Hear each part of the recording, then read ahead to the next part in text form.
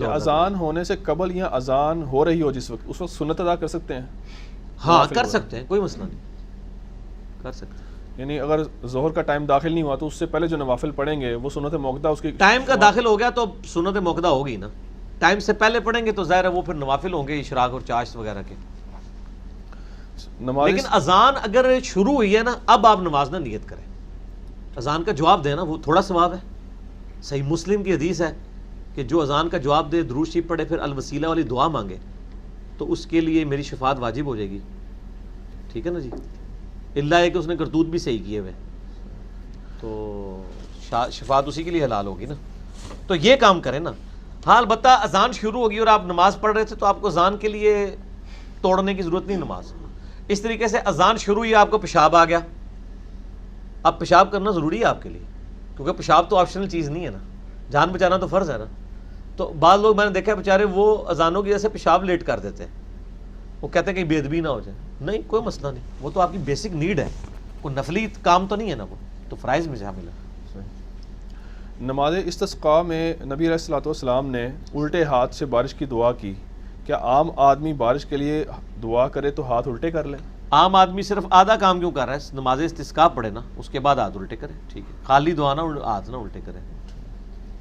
اگر کوئی شخص عید کی نماز میں دیر سے پہنچتا ہے تو باقی نماز کیسے مکمل کرے؟ ایک رکعت کے بعد پہنچا. ہاں تو بس جو تکبیرات رہ گئی، پہلی رکعت میں 5 تکبیرات ہوتی ہیں نا، دوسری میں 7 ہوتی ہیں.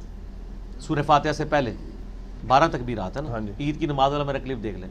تو اگر وہ دوسری رکعت میں شامل ہوا ہے، بالکل سٹارٹ میں ہوا تو وہ 7 تکبیرات ہو جائیں گی. اگر وہ سورہ فاتحہ کی تلاوت میں شامل ہوا ہے تو ظاہر ہے اس کی 12 کی 12 ہی چھوٹ گئی ہیں، 12 ہی چھوٹ گئی نا.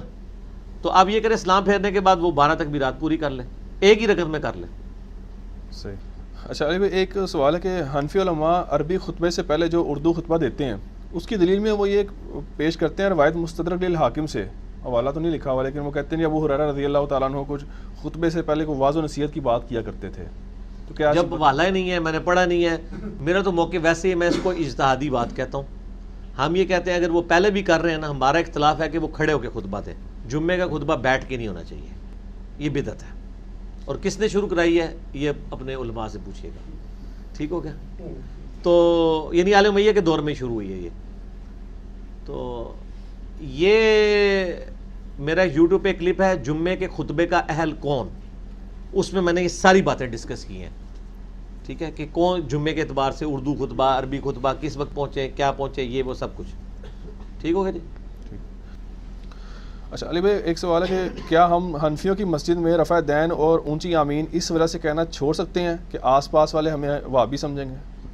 نہیں، اگر آپ کو وہابی سمجھیں تو آپ کہہ دیں کہ عرض کیا ہے، نہ میں وہابی نہ میں بابی، میں ہوں مسلم علمی کتابی. سر جب آپ منہ سے بول کے کہیں گے نا میں وہابی نہیں ہوں، یہ تو کوئی وہابی تو نہیں یہ بات کرے گا نا، تو آپ وہ مان لیں گے ان کو کہ میں وہابی نہیں ہوں.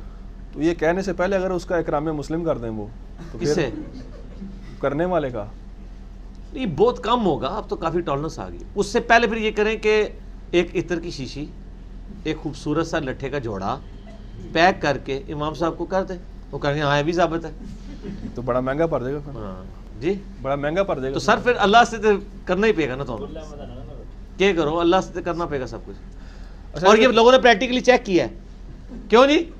ہمارے یہاں پہ میں نام نہیں لیتا چونکہ میں جیلم شہر میں رہنا بھی ہے، یہاں پہ ایک بہت بڑا مزار ہے اور بڑے اسٹرانگ قسم کے ان کے فالوورز ہیں، بڑے نمازی بھی ہیں، سب کچھ ہے. اس گاؤں میں ان کی مسجد میں جو بندہ نماز پڑھتا تھا وہ باہر کے ملک میں تھا، میرے لیکچرز دیکھتا تھا.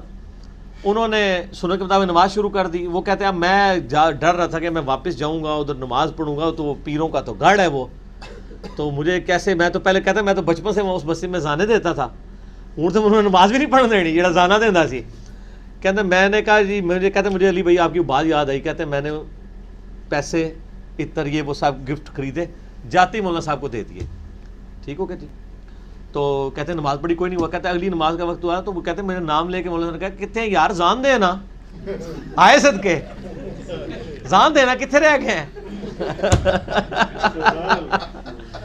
سر ترمذی کی حدیث ہے ہر امت کا ایک فتنہ ہے، میری امت کا فتنہ مال ہے. لوگ کہتے ہیں ڈنڈا پیر، ڈنڈا پیر نہیں ہے، پیر مال ہے. ڈنڈے نال سارے کام نہیں ہوتے، مال نال سارے کام ہو جاتے ہیں.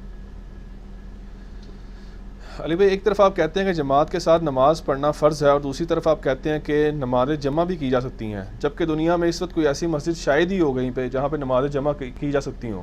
ہے نا جی، بازیوں کی ہے نا مسجدیں. قطر اس میں قطر ہے وہ جگہ نہیں، قطر نہیں، یہ کون سی اور عرب اسٹیٹ ہے، عمان کی ساری مسجدوں میں نماز جمع ہوتی ہے. ظہر اثر جمع ہوتی ہے، مغربی عشاء جمع ہوتی ہے، اور اہل حدیث ان کی اہل تشیع کی مسجد میں بھی ہوتی ہے. آپ تو چلے جائیں، ہمارا تو مسئلہ حل ہے نا. میجورٹی کی بات ہو رہی ہے نا، میجورٹی تو ایسے نہیں ہے نا، اکثریت جو ہم پوری دنیا میں دیکھ لیں. سر پوری دنیا میں اکثریت تو ایسی نہیں ہے کہ جو یالی مدد کو شرک سمجھتی ہو. تو کہنا شروع کر دیں، آپ علمی بات کریں نا. میجورٹی کو چھوڑتے ہیں، میجورٹی از ناٹ اتھارٹی. وہ سوال یہی کر رہے ہیں کہ پھر اگر ہم نے جمع کرنی ہے، ہم نے کرنی ہے تو آپ خود اپنی جماعت کرا لیں. ہم ہے نا، میں نے تو نہیں ہے نا، خود کروا لیں جماعت. دوسرا حل بھی میں بتا دیتا ہوں کہ آپ زور کی نماز جماعت سے پڑھیں، ٹھیک ہے، اور ساتھ اثر اپنی ساتھ ہی پڑھ لیں. اگر دوست ہے ساتھ کھڑا کر لیں.